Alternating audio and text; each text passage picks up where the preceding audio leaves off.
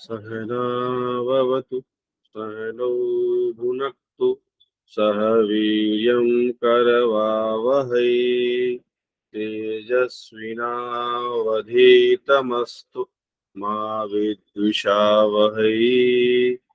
ओम शांति शांति शांति। हरि ओम। श्री गुरुभ्यो नमः। हरि ओम। हम लोग जो बातचीत कर रहे थे, इससे पहले हम लोगों ने अपनी बातचीत की शुरुआत की थी और हम लोग ने देखा था कि किस तरह से नवविन्याय भाषा की आवश्यकता है। और नवविन्याय भाषा की आवश्यकता को देखते हुए हम लोग जब कभी नवविन्याय भाषा को सीखना चाहते हैं, पढ़ना चाहते हैं, तो उसके लिए बहुत आवश्यक है कि जो नवविन्याय की जो भाषा है उसमें कुछ जो शब्दावली है वह क्या है और उसके प्रयोग कैसे होते हैं, दोनों जानना बहुत आवश्यक होता है।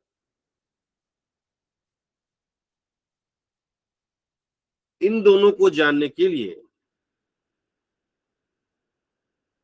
मैंने बताया कि ये जगत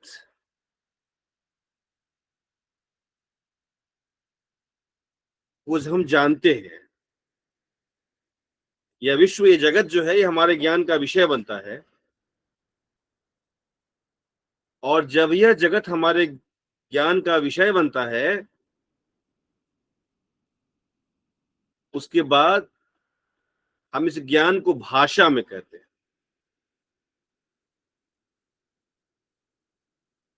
ज्ञान को भाषा में इनकोड करते हैं।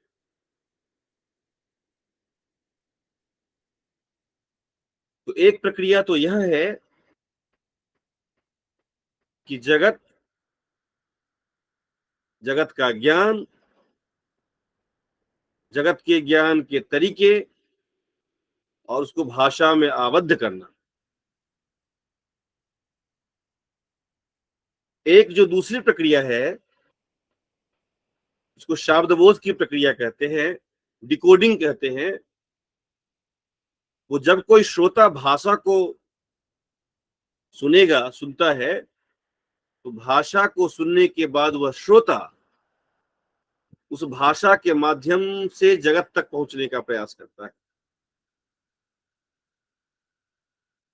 इन दोनों ही परिस्थितियों में हम देखते हैं कि जगत, जगत का ज्ञान, ज्ञान को भाषा में कहना और भाषा से पुनः जगत के पास आना, इन दोनों ही प्रक्रिया में भाषा, लैंग्वेज और रियलिटी के बीच में एक रिलेशन है। भाषा और सत्य के बीच में एक संबंध है। और न्याय दर्शन स्पष्टतया यह मानता है, इसका स्पष्ट यह कहना है कि भाषा में जो कहा जाए, जिसको भाषा में आप कह पाए और जो आपके ज्ञान का विषय बन पाए, वही सत्य है। अविधेयत्वम ज्ञेयत्वम च पदार्थस्य सामान्य लक्षणम। पदार्थ का जो सामान्य लक्षण है वो यही है कि आप जान सके और भाषा में कह सके। ये बात हम लोग कर चुके हैं। और इस बात को बताने के लिए नब्बी न्याय भाषा कैसे कह पाए, तो नब्बे न्याय कहता है कि भाषा में कहने के लिए कैसा ज्ञान चाहिए, तो भाषा में कहने के लिए विशिष्ट ज्ञान चाहिए। विशिष्ट ज्ञान का क्या मतलब है? वैसा ज्ञान जो विशेषण से युक्त है। अब देखिए, अब दो वस्तु हो गए ना, एक विशेषण और एक विशेष्य। अब कहता है विशेषण और विशेष्य तब बनेगा, एक पदार्थ में कोई वस्तु है, उसमें विशेषण भी है और विशेष्य भी है। लेकिन अब आपके सामने एक समस्या है कि विशेषण कौन है और विशेष्य कौन है। तो नब्बे न्याय कहता है कि विशेषण कौन है और विशेष्य कौन है, इसको जानने के लिए मुझे संबंध को जानना पड़ेगा। संबंध ही एक ऐसा फैक्टर है जो आपके सामने ये स्पष्ट करता है कि विशेषण कौन है और विशेष्य कौन है। संबंध का सबसे बड़ा प्रयोजन, पर्पस ऑफ संबंध का जो प्रयोजन है, पर्पस क्या है कि आपके सामने क्या रखा, विशेषण और विशेष को स्पष्ट कर दिया। और जब तक, क्योंकि देखिए अभी मैंने कहा कि ज्ञान और भाषा, ज्ञान को भाषा में कहेंगे। अब हम कैसे ज्ञान को भाषा में कह सकते हैं और कैसे ज्ञान को भाषा में नहीं कह सकते। तो जो ज्ञान विशिष्ट है उसको भाषा में कह सकते हैं। विशिष्ट ज्ञान होने के लिए क्या चाहिए, विशिष्ट ज्ञान होने के लिए एक विशेषण चाहिए। वो ऐसा ज्ञान जिसमें एक विशेषण और एक विशेष्य रहे। ज्ञान का जो विषय है ना, ज्ञान किसका होता है, विषय का होता है। वो विषय जो है उस विषय का कंटेंट का अपना स्ट्रक्चर होना चाहिए, एक संरचना, निश्चित संरचना होनी चाहिए। लेकिन संरचना में आपको स्पष्ट होना चाहिए कि विशेषण कौन है, विशेष्य कौन है। ये कैसे पता चलेगा? तो यह विशेषण और विशेष्य, इस दोनों को बताने वाला जो है वह संबंध है। संबंध आपको स्पष्ट कर देगा कि कौन विशेषण है और कौन विशेष्य है। जैसे यह पुस्तक टेबल पर है। अब देखिए आपके सामने टेबल और पुस्तक, आपको ज्ञान हुआ टेबल पर पुस्तक।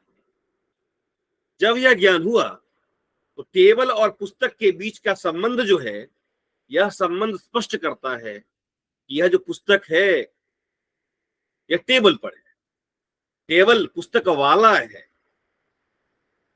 तो यह जो संयोग संबंध है, यह आपके सामने आपको स्पष्ट किया कि टेबल विशेष्य है और पुस्तक विशेषण।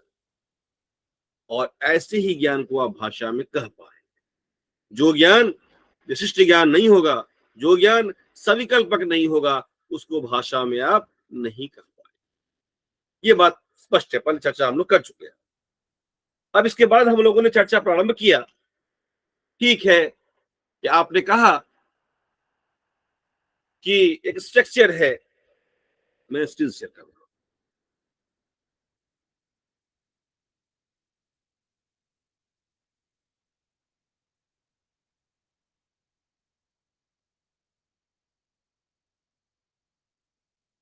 आपने कहा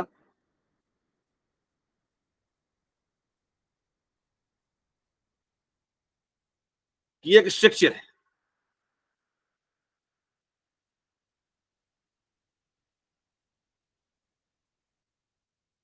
ये स्ट्रक्चर है, आपको उसका ज्ञान हो। यह ज्ञान, यह ज्ञान और यह विषय,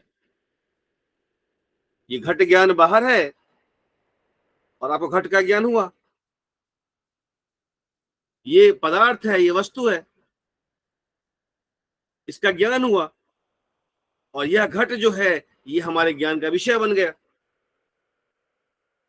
अब यह जो घट है ये कैसा है, ये घट कैसा है? यह घट जो है ये घटत्व विशेषण वाला, घटत्व विशेषण से विशिष्ट है ये घट का ज्ञान।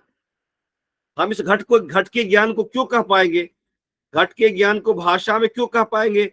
क्योंकि ये जो घट है, ये घट का ज्ञान जो आपको हो रहा है, ये घट का ज्ञान कैसा है, ये विशेषण से युक्त है।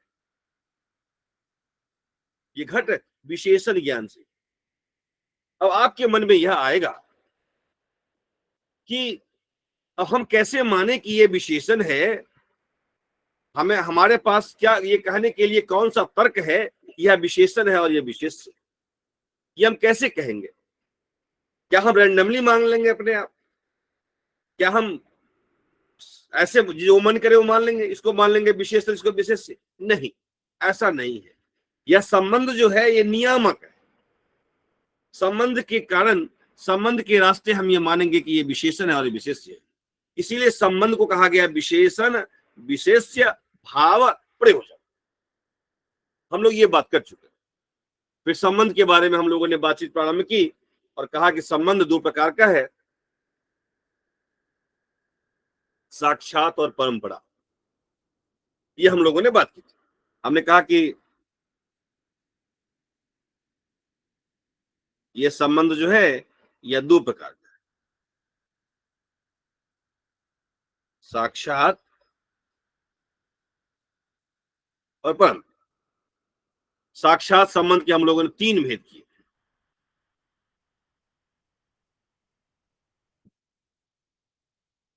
संयोग, समवाय और स्वरूप। साक्षात संबंध को परिभाषा देते हुए महेश चंद्र न्यायरत्न ने कहा है कि ऐसा संबंध जिनको किसी अन्य संबंधों की अपेक्षा न हो, ऐसा संबंध जिसकी व्याख्या करने के लिए, जिसको व्याख्यायित करने के लिए मुझे किसी अन्य संबंध की आवश्यकता न पड़े। जैसे मैं कहता हूं ए इज रिलेटेड टू बी, यहां ए और बी संबंधित है, लेकिन इनके संबंधों को व्याख्या करने के लिए मुझे किसी अन्य संबंध की आवश्यकता नहीं होती। हम ये संबंध अपने आप में व्याख्यायित है, बिना किसी अन्य संबंधों की अपेक्षा के इस संबंध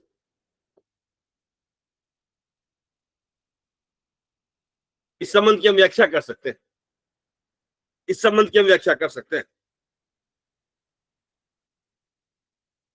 जैसे मैं देखता हूं कि pen is related to, pen और टेबल के बीच का रिलेशन, टेबल है और पेन, इनके बीच का रिलेशन। अब पेन जो है टेबल से रिलेटेड है और टेबल पेन से रिलेटेड है, तो पेन को टेबल से संबंधित होने के लिए और टेबल को पेन से संबंधित होने के लिए किसी अन्य की आवश्यकता नहीं होती है। तो बिना किसी अन्य संबंधों की अपेक्षा किए हुए कि पेन टेबल से संबंधित है और टेबल पेन से संबंधित है, तो ऐसे संबंध को साक्षात संबंध कहते हैं। और हम देखते हैं संयोग, समवाय और स्वरूप संबंध जो है, मैं कहता हूं पात्रे जलम, पात्र में जल,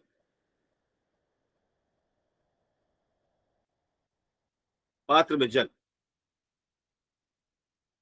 पात्र जो है जल से संबंधित है,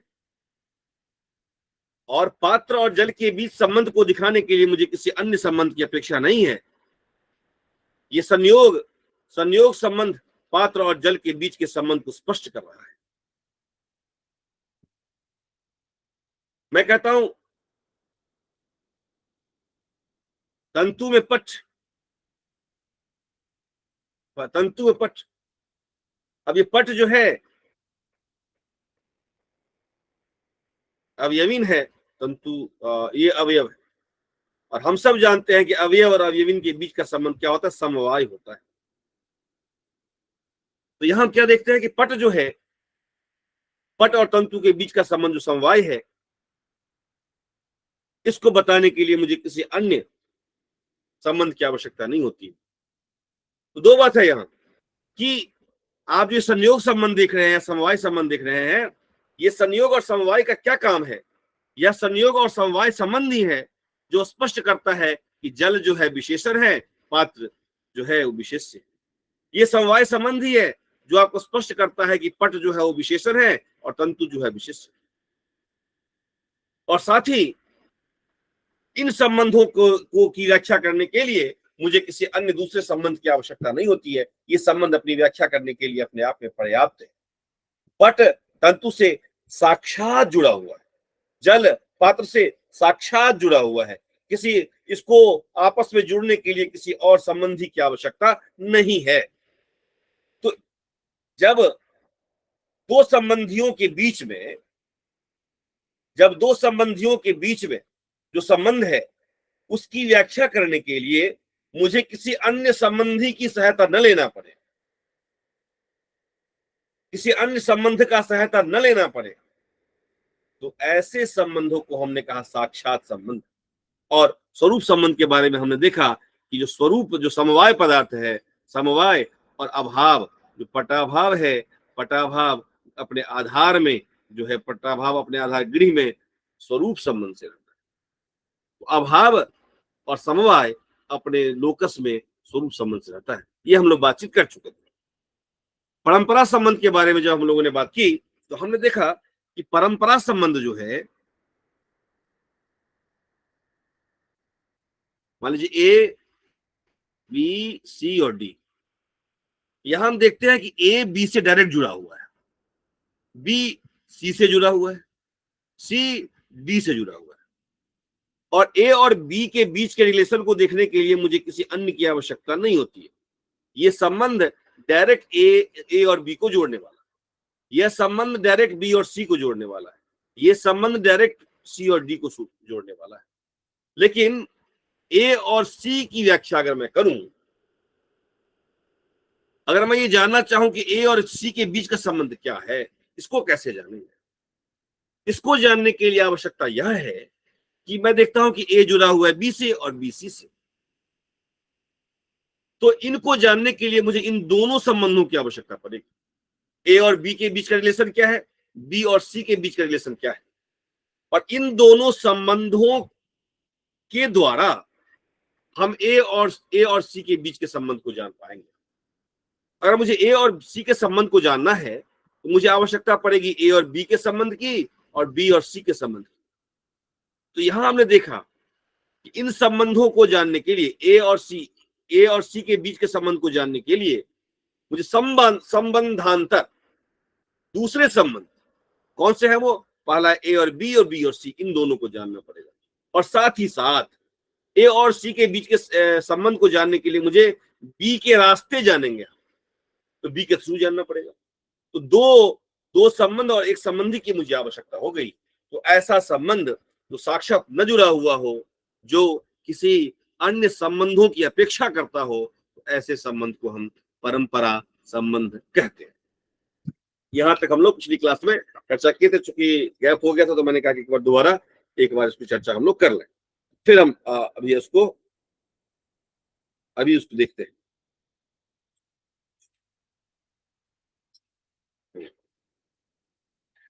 जैसे इसका उदाहरण उन्होंने दिया था, हमने देखा कि दो उदाहरण दिया इन्होंने, एक दिया परंपरा संबंध, एक दिया समवाय घटित,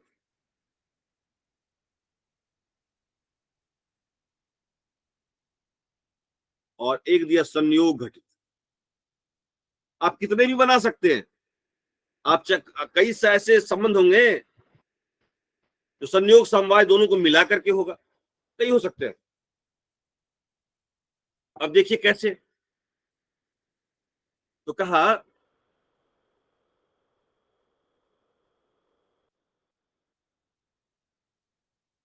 जो पट का रूप है, जो पट का रंग है, कलर ऑफ थ्रेड है, sorry the colour of cloth है, तो कपड़े का रंग है, वो कहा रहता है, कपड़े का रंग कहा रहता है पट में। और पट कहाँ होता है, तंतु में।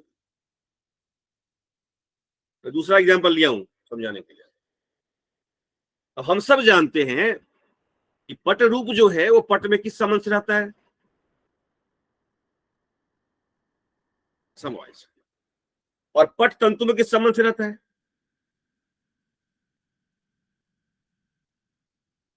क्यों रहता है ये, क्योंकि पटरूप जो है गुण है और पट जो है गुणी है। गुण और गुणी के बीच संबंध कौन सा होगा, समवाय। अब पट जो है वो अवयव है, पट जो है वो अवयवी है, और तंतु जो है वो अवयव है, इनके बीच संबंध है समवाय। तो पट रूप पट में समवाय संबंध से रहता है, पट तंतु में समवाय संबंध से रहता है। लेकिन आपको संबंध देखना है कि तंतु और पट रूप में क्या संबंध है।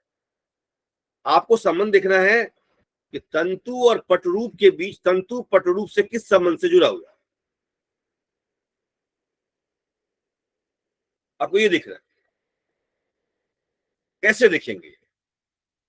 तो मैं कहा था कि जहां से हम संबंध की शुरुआत करेंगे उसे मानेंगे प्रतियोगी, और जहां तक करेंगे उसे मानेंगे अनुयोगी। अनुयोगी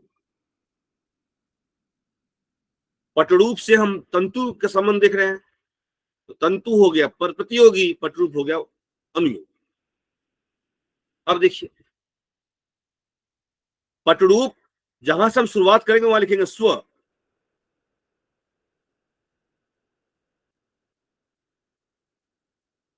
पटरूप से लिखा स्व, और ये समवाय है ना,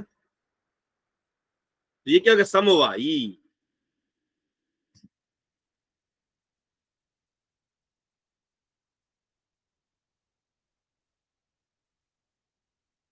और पट तंतु में रहता है, ये समवायी।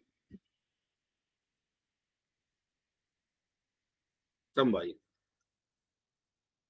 अब ये देखिए, ये क्या समवायी है ना, ये समवायी है।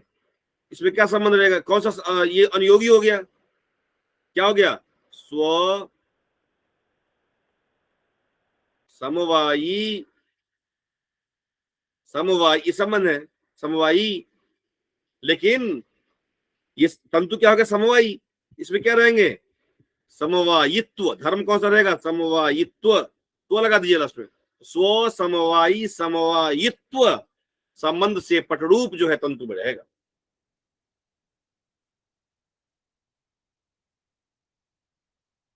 ये हम इसको और स्पष्ट करता हूं कि देखिए, जब दो वस्तुओं के बीच समवाय संबंध होता है ना, हमने कहा पट, और पट में क्या रहता है? पटरूप। ये हुआ क्लॉथ, और ये colour. Colour, colour of cloth. अब यहां देखिए, इनके बीच होगा समवाय संबंध। अब पटरूप कहां रहता है? पट में। तो ये क्या हो गया? आधार। और ये क्या हो गया? आधे।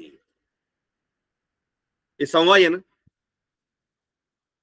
तो जो समवाय संबंध है, समवाय संबंध में एक है आधे, एक है आधार।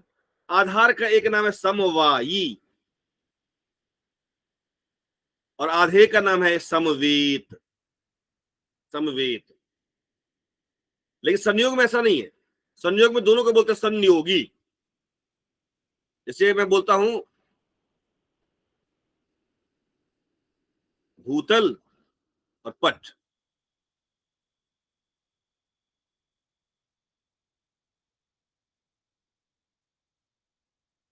संयोग। इसको पहले स्पष्ट कर लें, इसको देखते हैं बाद में। अब यहां देखिए, जो मैंने बताया आपको, मैं जो आपके पुस्तक का एग्जाम्पल है, तंतु।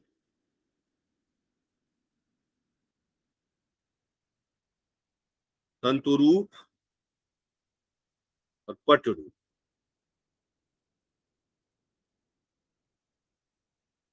अब देखिए कि कहता है कि तंतु रूप जो है,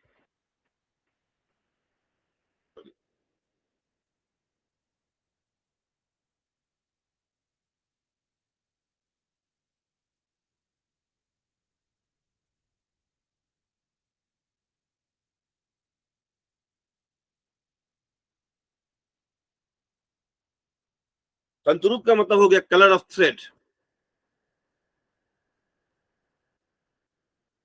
तंतु हो गया थ्रेड, और पट हो गया क्लॉथ। हम सब जानते हैं कि तंतु का कलर कहां होगा? तंतु में होगा। किस संबंध से होगा? समवाय से। और पट कहां रहेगा? तंतु में रहेगा। किस संबंध से रहेगा? समवाय से। लेकिन तंतु रहता, तंतु रूप रहता है तंतु में, पट रहता है तंतु में, लेकिन मुझे ये संबंध दिखना है। कैसे देखेंगे? तो कहा कि ठीक है, तंतु रूप से डायरेक्ट पट को तो आप नहीं देख सकते, लेकिन तंतु रूप पट से जुड़ा हुआ है। किस संबंध से? इस संबंध, ऐसे परंपरा। तंतु रूप और पट के बीच में साक्षात संबंध तो नहीं है, लेकिन तंतु रूप और पट के बीच में संबंध है वाया तंतु तंतु। अगर मुझे तंतु रूप और पट के बीच के संबंध को देखना है तो मुझे ऐसे जाना होगा। तो साक्षात संबंध या नहीं है, परंपरा संबंध है।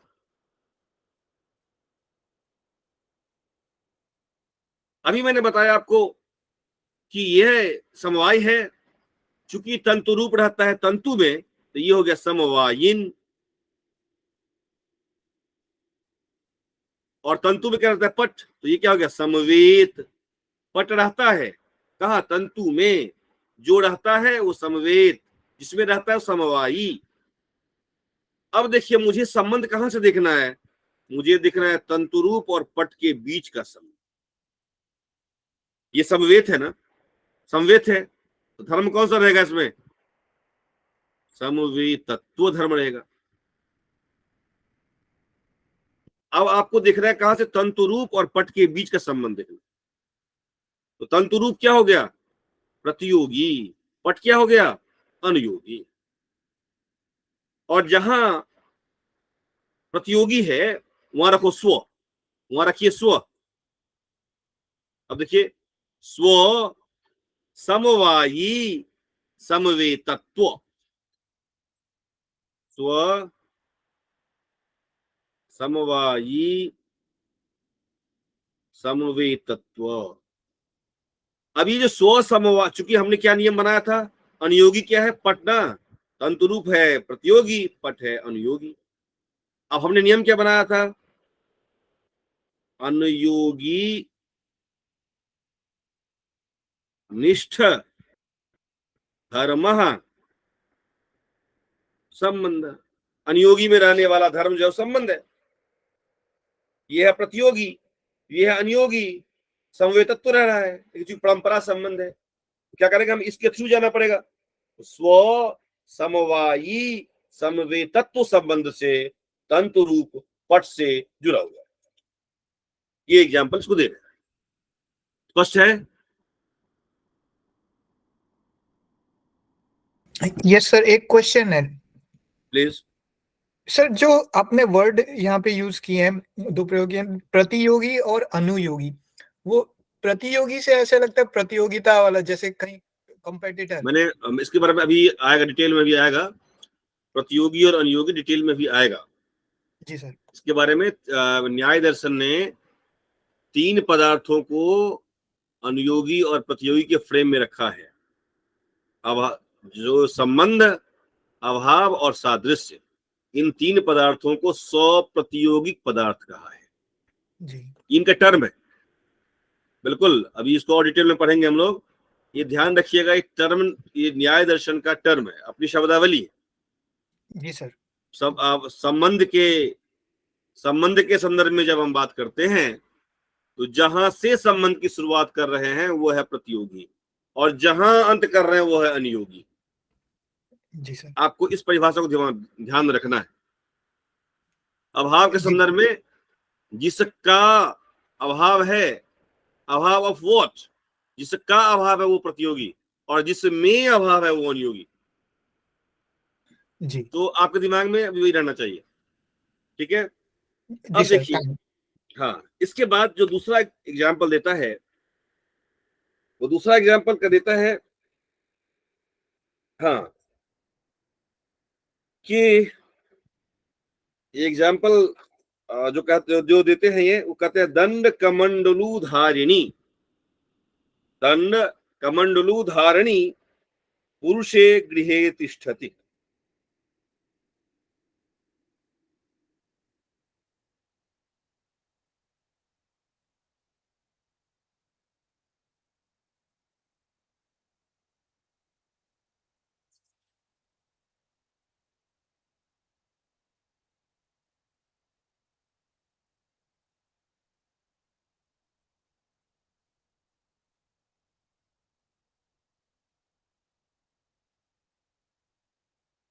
दंड कमंडलू धारिणी पुरुषे गृहे तिष्ठति। अब देखिए, गृहे, घर में कौन है, गृहे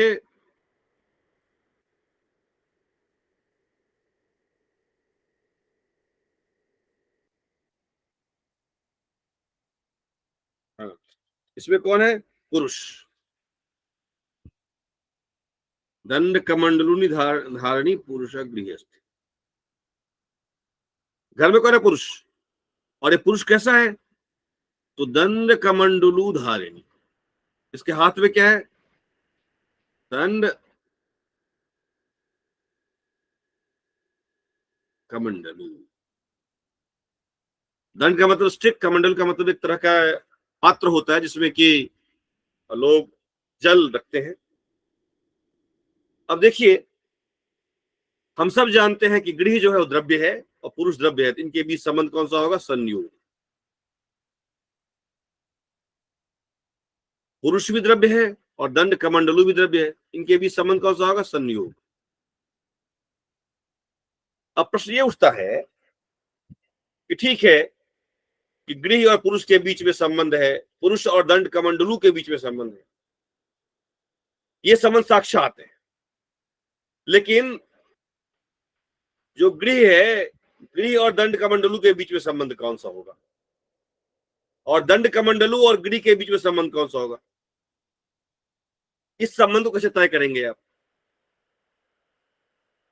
तो देखिए, दंड कमंडलु पुरुष से साक्षात संबंध से जुड़ा हुआ है और पुरुष गृह से साक्षात संबंध से जुड़ा हुआ है। और वो संबंध कौन सा है? दंड कमंडलु और पुरुष के बीच में संयोग है। क्यों संयोग है? क्योंकि यह भी द्रव्य है और ये भी द्रव्य है। दो द्रव्यों के बीच संयोग संबंध होता है, एक केस को छोड़कर, जो केस यहां नहीं है, अवयवी वाला। पुरुष और गृह के बीच में संबंध है संयोग, लेकिन इन दोनों के बीच संबंध जब मुझे देखना होगा, दंड कमंडलु और गृह के बीच संबंध जब देखना होगा, तो मुझे पुरुष के थ्रू जाना पड़ेगा, पुरुष के रास्ते जाना पड़ेगा इनके संबंध को देखने के लिए। इनके संबंध को देखने के लिए वो कहते हैं कि देखिए, अगर आप देखें कि गृह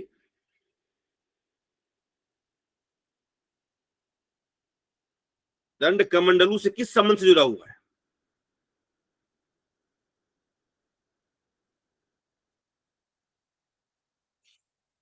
या दंड कमंडलु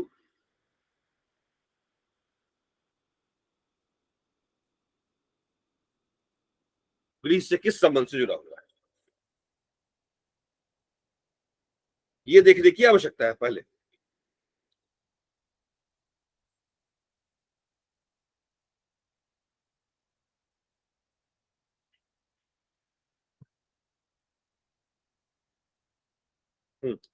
अब देखिए कि दंड कमंडलु, और ये देखें हम गृह से दंड कमंडलु से गृह का संबंध देखें, तो ये क्या हो गया? प्रतियोगी। और ये क्या हो गया? अनुयोगी। अब मैंने क्या बोला था कि जो प्रतियोगी है वहां क्या रखेंगे? स्व। स्व। अब दंड कमंडलु और पुरुष के बीच संबंध कौन सा है? संयोग। तो ये क्या हो गया? संयोगी, संयोगिन। और यहां ये क्या हो गया? संयोगिन, यहां भी संयोगिन।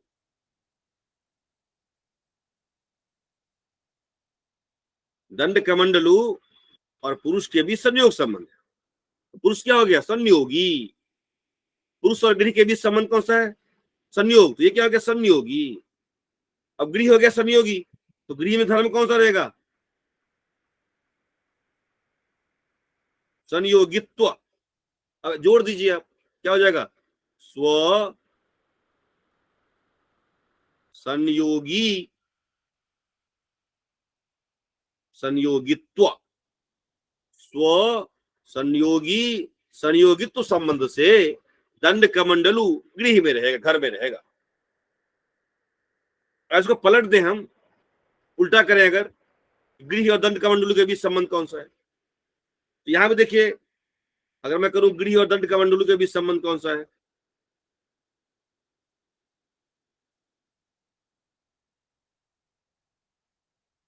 ये क्या हो जाएगा? प्रतियोगी। और ये हो जाएगा अनुयोगी। अब देखिए, प्रतियोगी में क्या लिखेंगे? स्व। तो पुरुष क्या हो जाएगा? संयोगिन। और दंड कमंडलू क्या हो जाएगा? फिर संयोगिन। इसमें धर्म कौन सा रहेगा? संयोगी में धर्म कौन सा रहेगा? संयोगित्व। तो यहां भी कर सकते हैं आप स्व संयोगी संयोगित्व। तो दंड कमंडलू गृह में और गृह दंड कमंडलू में दोनों के बीच जो है स्व संयोगी संयोगित्व संबंध है। तो गृह दंड कमंडलू घर में स्व संयोगी संयोगित्व संबंध से है, और दंड कमंडलू के साथ गृह के साथ दंड कमंडलू का संबंध जो है स्व संयोगी संयोगित्व है। अब प्रश्न एक और है, एक इसका और कहा कि देखिए दंड कमंडलू का आश्रय क्या है। मैं इसको दोबारा करूं।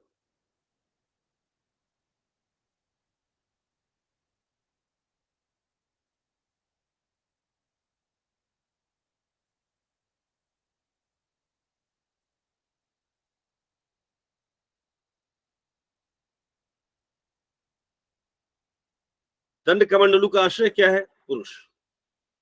पुरुष का आश्रय क्या है? गृह।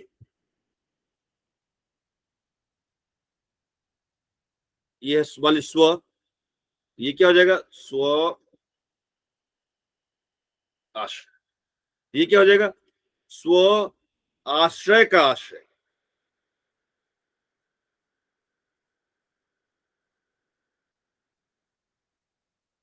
स्व आश्रय का आश्रय हो जाएगा ये।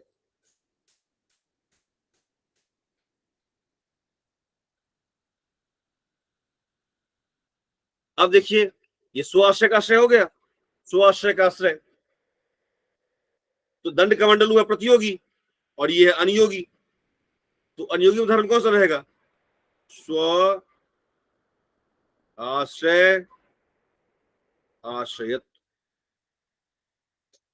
जब हम दंड कमंडलू और गृह के बीच का संबंध को देखते हैं तो पुरुष जो है वो दंड कमंडलू का आश्रय है। दंड कमंडलू का रखा मैंने स्व।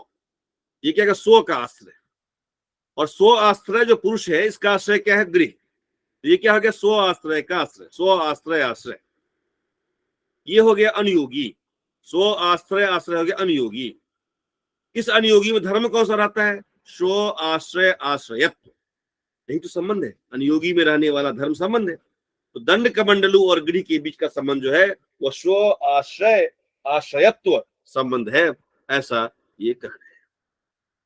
अब इसी बात को ये स्पष्ट करेंगे और कहते हैं कि परंपरा संबंध में आप ये मत मानिए, परंपरा संबंध कितने बड़े,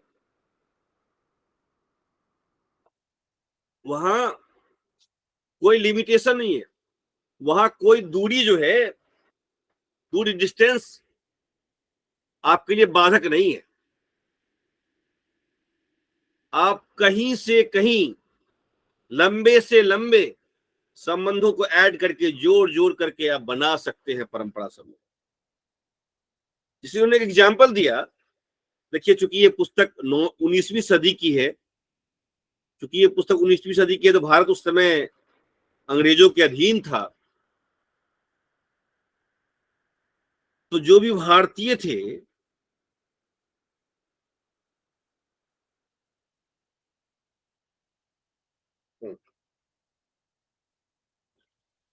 हाँ, जो भी भारतीय थे उसके सम्राट कौन थे? अंग्रेज।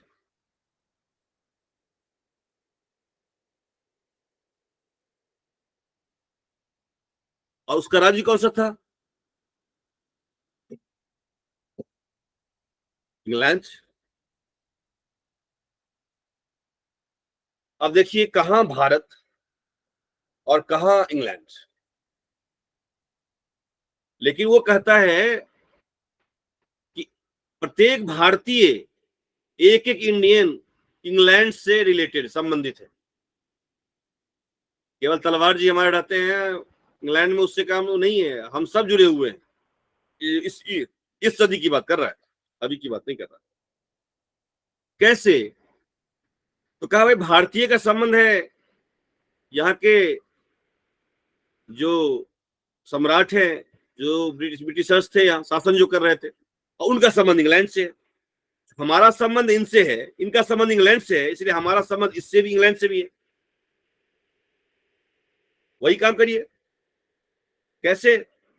तो कहा कि हम यहां शुरू करते हैं। भाई भारतीय का संबंध इंग्लैंड से कैसे होगा?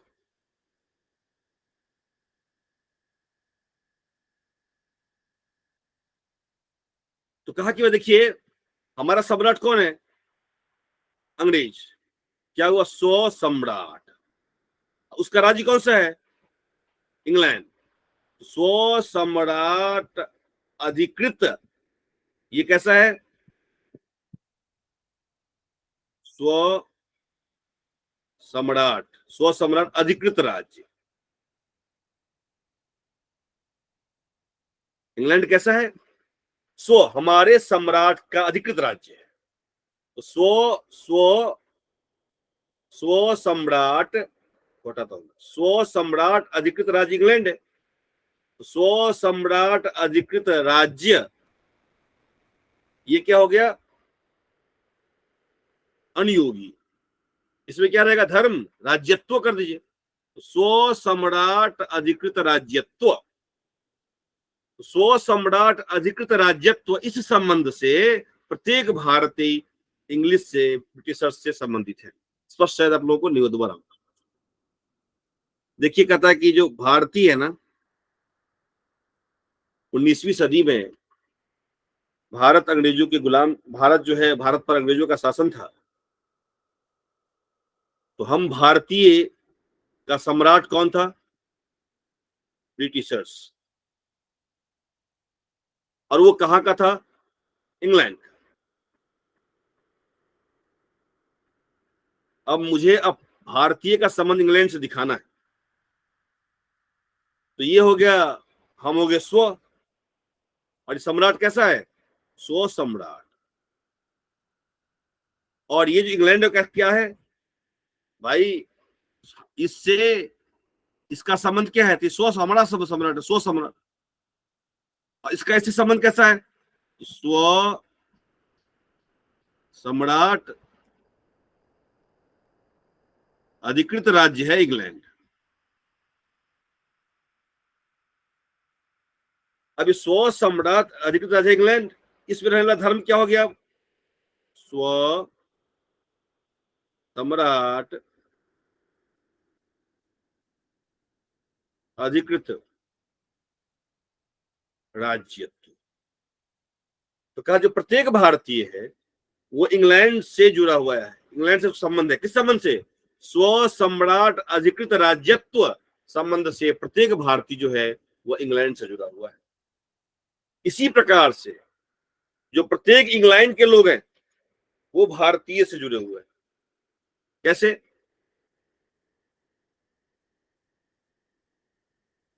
इंग्लैंड है।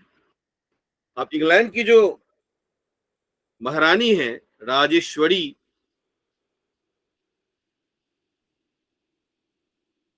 उनका साम्राज्य कहाँ है? भारत में, भारतवर्ष में। अब देखिए ये क्या हो गया? इंग्लैंड, इंग्लैंड का संबंध है भारतवर्ष से, दिखाना है मुझे।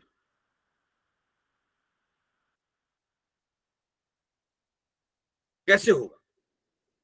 तो इसका जो इंग्लैंड में रहने वाले लोग हैं उसका संबंध दिखा रहे हैं भारत से, कैसे दिखाएंगे? तो राजेश इसके तो स्वराजेश्वरी, स्वराजेश्वरी साम्राज्यत्व, स्वराजेश्वरी साम्राज्य क्या हो गया? भारतवर्ष। स्व राजेश्वरी, और ये क्या है? भारतवर्ष। क्या है इसका? साम्राज्य है ना। तो स्व राजेश्वरी साम्राज्य, स्वराजेश्वरी साम्राज्य भारतवर्ष हो गया। इसमें रहने वाला धर्म कौन सा हो गया? स्वराजेश्वरी राज्यत्व। स्वराज्येश्वरी साम्राज्यत्व से इंग्लैंड के प्रत्येक लोग भारतवर्ष से संबंधित है, ऐसा ये कह रहा है। तो परंपरा संबंध की कोई सीमा नहीं है, ये कहीं से कहीं तक हो सकता है। इसको पढ़ता हूं मैं, फिर दोबारा हम लोग आगे बढ़ेंगे।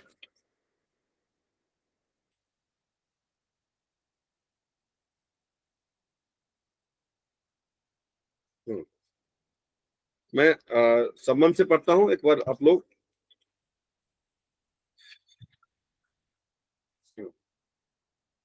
संबंधः सन्निकर्षः स च विभिन्नयोः वस्तुनोः विशेषण विशेष्य भाव प्रयोजकः यथा दंडी पुरुष इति विशेषण विशेष्य भाव प्रयोजकः संयोग संबंधः।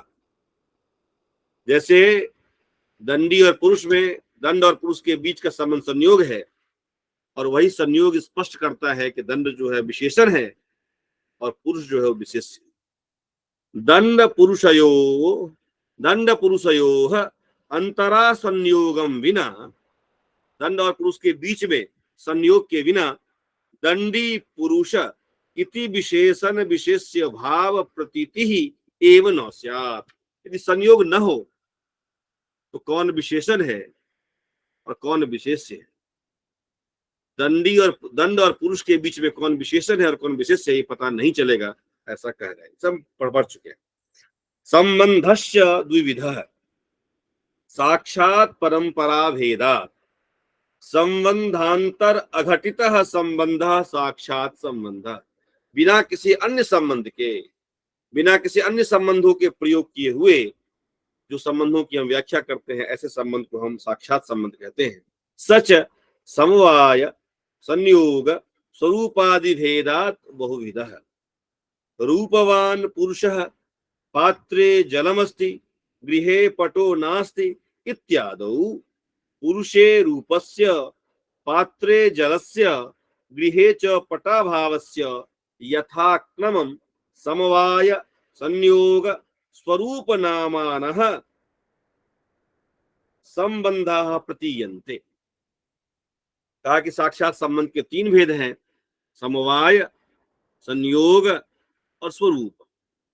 और बताया, उदाहरण दिया इन्होंने कि रूपवान पुरुष है, पुरुष और रूप के बीच का जो संबंध है वो समवाय है। पात्रे जलम, जल का जो पात्र में संबंध है वो संयोग है। गृहे पटो नास्ति, गृह में जो पटाभाव है वह, यह तीनों एक क्रम से, पहला समवाय, दूसरा संयोग, तीसरा स्वरूप भेद लक्षण है, स्वरूप भेद के उदाहरण है, ऐसा यह बता रहे हैं। समवायश्च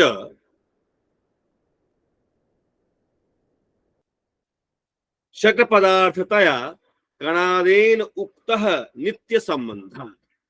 कणाद के द्वारा कहा गया है कि छठा पदार्थ जो है कणाद के द्वारा समवाय को गिना गया है। यथा रूपवान ब्राह्मणो यम चलति इत्यादौ ब्राह्मणत्व जातेः रूप गुणस्य चलन क्रियायाः च ब्राह्मणे समवाय संबंधः। आगे रूपवान ब्राह्मणो अयम चलत, इसमें रूप और ब्राह्मण के बीच का संबंध जो है समवाय है। ब्राह्मणत्व और ब्राह्मण के बीच का संबंध समवाय है, और चलन क्रिया और ब्राह्मण के बीच का जो संबंध है वो समवाय है। और इस संबंध को हम नित्य संबंध कहते हैं। क्यों? यावत आधारम यावत आधेयम वा समवायः तिष्ठति समवायो नित्य संबंध इति उच्यते। जब तक आधार और आधेय, भाई मैं लिखता हूं तो क्रिया जो है वो कहाँ है? मेरे हाथ में। अब लिखना क्रिया हाथ में, हाथ क्या हो गया? आधार, और लिखना क्या हो गया? आधेय। तो जब तक ये बने रहेंगे, भाई आधार कब तक बना रहेगा? जब तक आधेय बना रहेगा। आधेय कब तक बना रहेगा? जब तक आधेय आधार बना रहेगा। लिखना क्रिया जब तक बना है, जब तक आधेय बना है, तब तक तो हाथ आधार है। लिखना क्रिया बंद, आधेय समाप्त, तो आधार भी समाप्त। तो कहता है कि समवाय संबंध तब तक बना रहेगा जब आधार और आधेय बने रहेंगे। इसीलिए समवायस्यैव अयुत सिद्ध इति नामांतरम, इसका एक नाम अयुत सिद्ध है। इसको अलग अलग नहीं दिखा सकते हैं। ऐसा संभव नहीं है कि शर्ट के कलर और शर्ट को अलग दिखाएं। क्रिया को अलग लिखना, क्रिया को अलग, हाथ को अलग दिखाएं, संभव नहीं। लिखनी क्रिया जब भी देखेंगे हाथ में ही देखेंगे, कलर जब भी देखेंगे शर्ट में ही देखेंगे। तो संयोग आदि कंतु नहीं, लेकिन संयोग में ऐसा नहीं। जब दो संबंधों के बीच, दो संबंधियों के बीच संयोग होता है, हम दोनों को अलग अलग कर देंगे, उसके बावजूद भी दोनों संबंधी बने रहेंगे। उनके अलग रहने पे ही संयोग का नाश तो हो जाएगा, लेकिन संयोग के नाश होने के बावजूद भी दोनों संबंधी बने रह सकते हैं। सतोरपि आधार आधेयोः संयोगादेह अपाय दर्शनात्। संयोग के दर्श नाश होने पर भी जो दंड और पुरुष है दोनों की सत्ता बनी रहेगी, ऐसा पता। संयोगश्च कणादोक्त गुण विशेष है। संयोग कणाद के द्वारा जो मैंने बताया कि समवाय की गणना पदार्थों में हुई है, और संयोग जो गुण है इसकी गणना गुण में हुई है। 24 गुण माने गए हैं, 24 गुणों में एक संयोग भी गुण है। अभावादेह संबंध स्वरूप संबंध। अभाव का जो संबंध है वो स्वरूप संबंध है। अभाव का संबंध स्वरूप संबंध। यथा भूतले पटो नास्ति इत्यादौ भूतले पटाभावस्य स्वरूप संबंधः प्रतीयते। भूतल में जो पटाभाव है, अभाव का मैंने बताया, अभाव का अपने आधार में जो संबंध होगा स्वरूप संबंध होगा। स्वरूप संबंधस्य एव विशेषणता इति नामांतरम। स्वरूप संबंध का ही एक नाम विशेषणता है। ये हम लोग चर्चा कर चुके हैं, स्पष्ट हो चुका है। अब आगे परंपरा संबंध की बात करता है। संबंधांतर घटित, ऐसा संबंध जिनमें दूसरे संबंध को लाना पड़ेगा। संबंधांतर घटित संबंध परंपरा संबंध। ऐसा संबंध जिनको व्याख्या करने के लिए मुझे और संबंध को लाना पड़ेगा, उसको परंपरा संबंध कहते हैं। यस्य, उसको और किया इन्होंने, यस्य संबंधस्य निर्माणे संबंधांतर अपेक्षया विद्यते। ऐसा संबंध जिसको निर्माण करने के लिए मुझे अन्य और संबंधों को लाना पड़ेगा। जैसे हमने देखा कि पटरूप पट में है और पट तंतु में है, तो पटरूप और तंतु के बीच के संबंध को लाने के लिए मुझे इन दोनों संबंध को देखना पड़ेगा। इसीलिए इस संबंध को परंपरा संबंध कहा। यथा स्व समवायी समवे तत्व रूपेण समानाधिकरण्य नामकेन परंपरा संबंधेन पटे तंतोः अपि रूपम अस्ति। तंतु रूप जो है पट में, बताया मैंने अभी, तंतु रूप पट से कैसे संबंधित है ये बता रहे हैं। अयंच संबंध समवाय घटित है। यह संबंध जो है समवाय घटित है। एवं दंड कमंडलुधारिणी पुरुषे गृहे तिष्ठति। दंड कमंडलुधारी पुरुष जो है घर में है, यह संबंध क्या होगा? तो कहा स्व संयोगी संयोगित्व रूपेण, स्व संयोगी संयोगित्व रूप से अथवा स्व आश्रय आश्रयत्व रूप से परंपरा संबंधे न दंड कमंडलु अपि गृहेस्त। दंड कमंडलु जो है वो भी घर में है। अयंच संबंध संयोग घटित, यह संबंध जो है संयोग घटित है। ये चर्चा हम लोग कर चुके हैं। अब कहता है समवायादि साक्षात संबंधवत। समवायादि, समवाय संयोग और स्वरूप, इसकी तरह, इस साक्षात संबंध की तरह परंपरा संबंधो न नियत संख्यकः नापि च नियत परिमाण। जैसे हमने देखा घट और घट रूप के बीच मुझे पता है कि दो ही है, घट और घट रूप दो ही एंटिटी है, और दोनों के बीच समवाय संबंध। संयोग हो, समवाय हो, स्वरूप हो, इसकी सीमा है। हम दो वस्तुओं के बीच देख सकते हैं, लेकिन परंपरा संबंध में ऐसा नहीं है। आप संबंध दो वस्तु के बीच ही देखेंगे, लेकिन आप बहुत जोड़ते चले जाएंगे, बहुत लंबा आप संबंध, परंपरा संबंध को देख सकते हैं। यथेच्छम संबंधी संबंधाधिकम आदाय दीर्घ दीर्घतर दीर्घतमा असंख्या एव ते कल्पयितुम शक्यन्ते। अब जितना बड़ा चाहे, देखा आपने कैसे भारतीय का संबंध इंग्लैंड से है, और जो इंग्लैंड में रहने वाले लोग हैं उनका संबंध भारतीय से है। आप कहीं से कहीं आप ऐड करके बना सकते हैं संबंधियों के, उनके संबंध को बना सकते हैं। सर्वतो असृष्टौ अपि पदार्थो परंपरा संबंधेन संबद्धौ भवतः। भाई, जो दो बिल्कुल अलग अलग वस्तु है, बिल्कुल अलग अलग वस्तु है, पास नहीं है, उन सब के बीच भी संबंध है, और वो संबंध परंपरा है। दुनिया के सारे पदार्थ एक दूसरे से संबंधों से जुड़े हुए हैं। तत्र च दूरत्वादि न प्रतिबंधकम, जो दूर है, डिस्टेंस, इसके लिए कोई ऑब्स्टेकल नहीं है, कोई प्रतिबंधक नहीं है। तथा ही, जैसे स्व सम्राट अधिकृत राज्यत्व संबंधे ना, बताया अभी मैंने, स्व मेरा, सम्राट जो राजा, अधिकृत राज्य इंग्लैंड, तो स्व सम्राट अधिकृत राज्यत्वेन संबंधेन भारतवर्षीयाः सर्व एव आर्या अनार्याश्च इंग्लैंडे सन्ति। इस संबंध से सभी भारतवासी जो है वो इंग्लैंड में है। और इंग्लैंडीयाश्च तत्र स्थितापि, वहां रहते हुए भी, इंग्लैंड वाले लोग वहां रहते हुए भी, अपि भी स्वराजेश्वरी, जो ब्रिटिश जो महारानी है, स्वराज्येश्वरी, अपनी जो उसकी जो राजेश्वरी है, उसका साम्राज्य क्या भारत है, स्वराज्येश्वरी साम्राज्यत्व संबंधेन भारतवर्षे तिष्ठन्ति इति, इसी वो इस संबंध से भारतवर्ष में है। अब एक बात बता रहे हैं बहुत महत्वपूर्ण, परंपरा संबंधस्य गूढ़म रहस्यम इदम। परंपरा संबंध के बारे में गूढ़ रहस्य बता रहे हैं। स्वशब्देन यमभिप्रेत्य यस्य परंपरा संबंधस्य आरंभ। अब जहां शुरू करते हैं ना,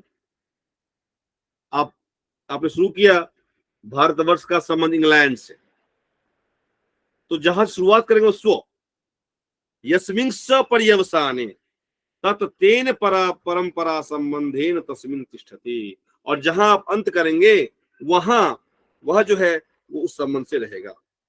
यथा, जैसे पूर्वोक्त उदाहरण, पहले पहले के उदाहरण में, स्वशब्देन, स्वशब्द से भारतवर्षीयान अभिप्रेत्य, भारतवर्ष को जो अभिप्रेत्य किया आपने, स्वशब्देन भारतवर्षीयान अभिप्रेत्य स्व सम्राट अधिकृत राज्यत्व संबंधस्य आरंभ तस्य राज्यत्वम इंग्लैंडे वर्तते इति तस्य इंग्लैंडे पर्यवसानम। जो स्व से भारतवर्ष का को आपने बोधित किया, उसके जो सम्राट हुए और उनका जो अधिकृत राज्य है वो कौन सा है, इंग्लैंड है। तो स्व सम्राट अधिकृत राज्यत्व संबंध से इंग्लैंड में उसका पर्यवसान होगा। इसीलिए, और इस संबंध से प्रत्येक भारतवर्ष जो है, भारतवर्षीय, भारतवर्ष के लोग जो है वो इंग्लैंड में रहते हैं, ऐसा उन्होंने कहा है। तो हमने देखा कि संबंध के लिए एक जो अब तक हम लोगों ने किया, ये जो व्याख्या है, अब अभी हमने क्या किया कि संबंध के दो भेद किए, साक्षात और परंपरा, दो भेद से हमने देखा। अब जो हम पढ़ेंगे वो पढ़ेंगे संबंध के दो भेद और है, वृत्ति नियामक और अवृत्ति नियामक। वृत्ति नियामक और अवृत्ति नियामक क्या है, वृत्ति नियामक और अवृत्ति हम उसको कल देखेंगे कि ऐसे संबंध जिसमें संबंध के लिए कम से कम दो संबंधी चाहिए, तो जब दोनों दो संबंधियों के बीच अगर आधार आधेय भाव बन जाए तो वो वृत्ति नियामक है, और अगर आधार आधेय भाव न बने तो वह अवृत्ति नियामक। अब आधार आधेय भाव बनने के लिए क्या शर्त है, ये हम कल डिटेल में बात करेंगे।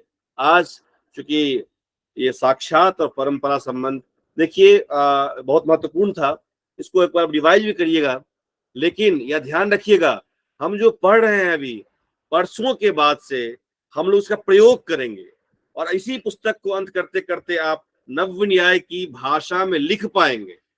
आप अपने सामान्य जो देखते हैं अपने आसपास, जो बहुत सारे सत्य को देखते हैं, आप देखते हैं कि भूतले घटः, सामान्य संस्कृत में कहते हैं भूतल में घट है, भूतल पर घट है।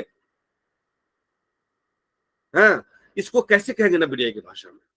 मैं गारंटी कहता हूं कि आप आज परसों के बाद ऐसे सामान्य जो फैक्ट हैं इसको नवविनय की भाषा में अब लिखने में धीरे धीरे स्लोली हम लोग उसकी तरफ प्रयास करेंगे। अभी कुछ ये वृत्ति नियामक और अवृत्ति नियामक हम लोग समझें, इसके बाद हम लोग धीरे धीरे प्रैक्टिस भी करेंगे ऐसा। और हम लोग इस पुस्तक को अंत होते होते नवविनय भाषा क्या है, कैसे लिखा जाता है, एक प्रारंभिक तो हम लोग तैयार कर ही लेंगे ऐसा मुझे विश्वास है, और हम लोग सीखेंगे। धन्यवाद जी। कोई प्रश्न हो तो बताइए सर, एक क्वेश्चन है। प्लीज।